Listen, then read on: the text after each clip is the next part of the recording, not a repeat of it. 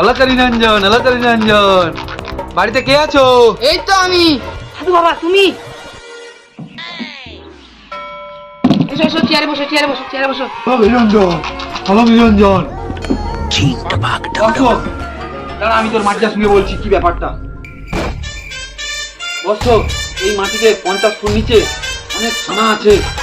সাধু বাবা, সাধু বাবা, সাধু বাবা, সাধু বাবা, তুমি সত্যি কথা বলে থাকো। কালকে এই মাটি আমি জিসিবিতে তেড়ে দেবো। তেড়ে দে বসো, তেড়ে দে। তুমি অনেক দূর থেকে এসেছো, দাঁড়াও আমি জল খাবার আনছি। এই না সাধু বাবা, মুড়িটায় বাতাসা হলে ভালো হতো। ভালো করে দেখো বাতাসা আছে। না, এই মুড়িটায় বাতাসা হলে ভালো হতো। ভালো করে দেখো। না না, এই মুড়িটায় বাতাসা হলে ভালো হতো। ভণ্ড সাধু বাবা, এই তো বাতাসা।